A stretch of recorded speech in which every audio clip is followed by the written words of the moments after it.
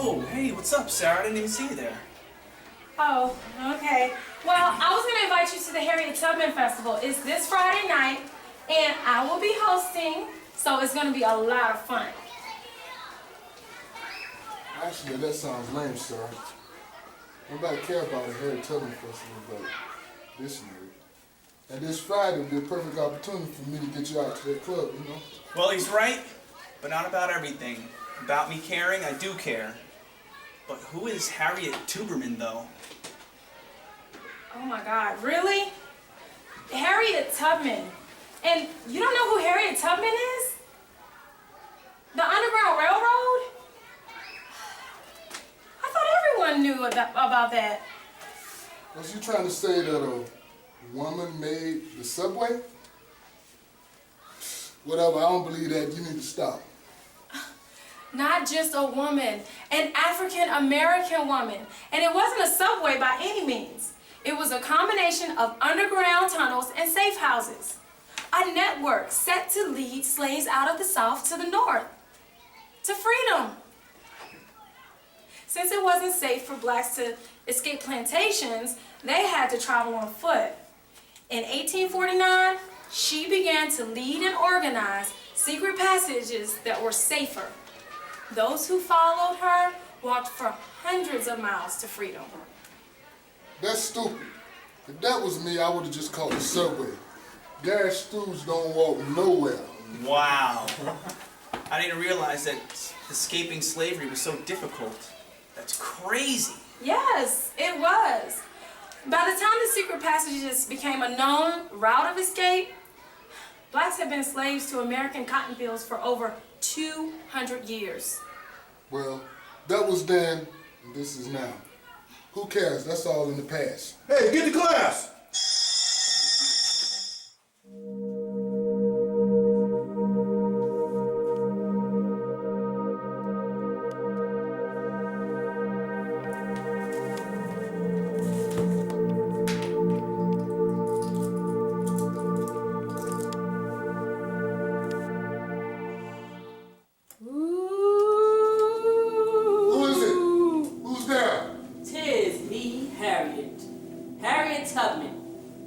Most people know me as the slave pusher.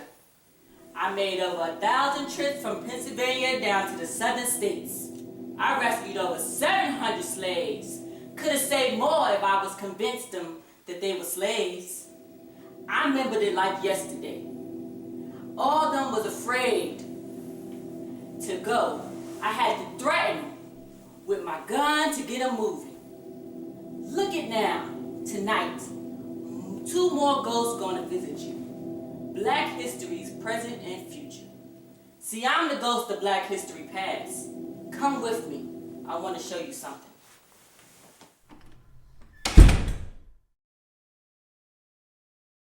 Harriet was determined to escape her life of slavery, and in 1849, she finally did it. She risked her life by making her way from Maryland to Philadelphia. She followed the North Star and used the so-called Underground Railroad to make it to freedom. The Underground Railroad was an organized group of free blacks, whites, and Christian abolitionists who helped slaves escape to the North. Harriet was clever as she was brave, figuring out countless tricks to bring many slaves to freedom over the next several years. Her legendary status as an Underground Railroad conductor earned her the nickname Moses. We can't be blamed for the violence that emerges. We merely brought it out in the open. We brought the evil conditions, the cancerous disease of racism out in the open, and far from being the cause of it, we are merely the catalytic agents, bringing it out for everybody to see so that the society can cure it.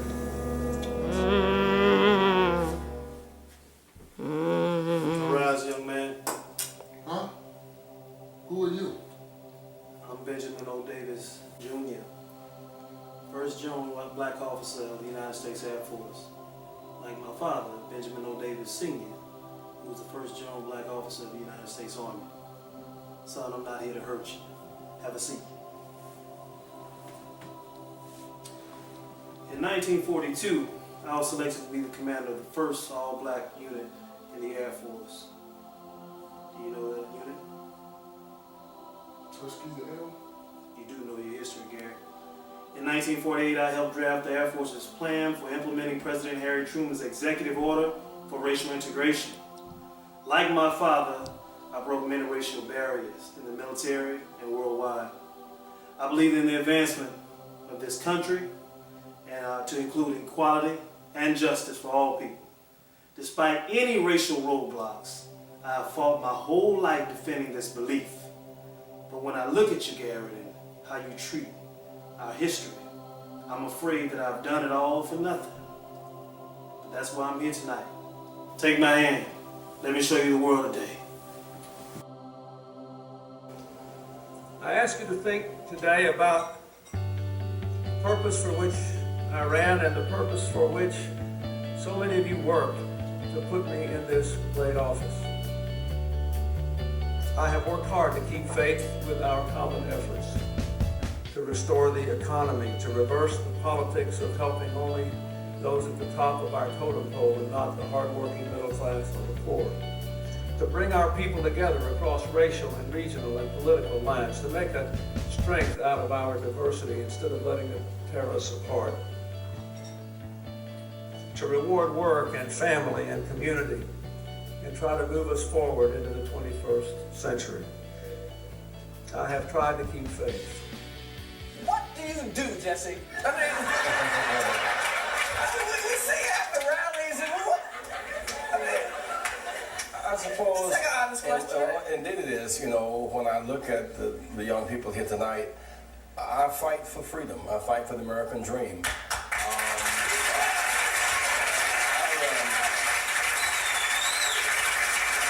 I went to jail July 17, 1960 because I couldn't use a library. I went to jail because we could not use a downtown eating facility, and that struggle has not stopped.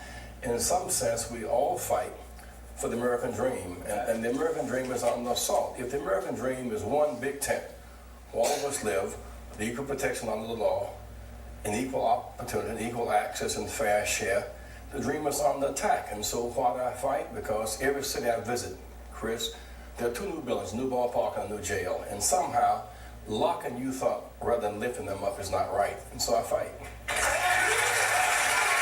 Every day, I think of the generations of African American men and women who overcame slavery and oppression, risked their own safety to cast a ballot, even gave up their lives to help build a country that lived up to its founding principles. Their extraordinary hope, their unwavering determination changed this country. Their efforts made it possible for somebody like me to be here today. This is another moment where we've got to decide what kind of country we want to be. We can either settle for a country where a shrinking number of people do really well, or we can build a nation where everybody gets a fair shot. Everybody does their fair share, and everybody plays by the same rules. Wake up. Really? What's going on now? I'm not gonna get no sleep tonight. Jeez. If you like, I can put you to sleep for good. I'm up. I am the ghost of Black history's future. Though I am dark and unknown, the future could be bright and promising. The future begins with you. With me? How? Everyone plays a role in equality, offering the same level of respect, opportunities, and support, regardless of an individual's race, color, or creed, is what we all should be doing. The fight for equality is not over.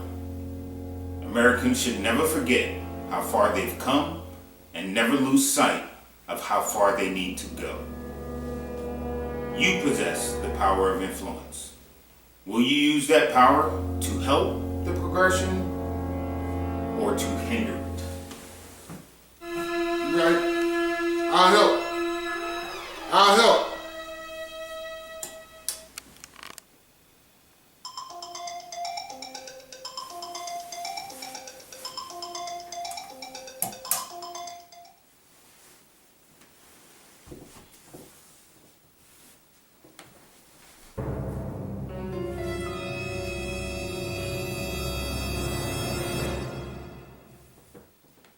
Reverend Chris? A lot of people out there tonight. I think so. She's been doing a lot of I talked to the personnel and they said, Hey guys, can I help? Sure. You got the tape?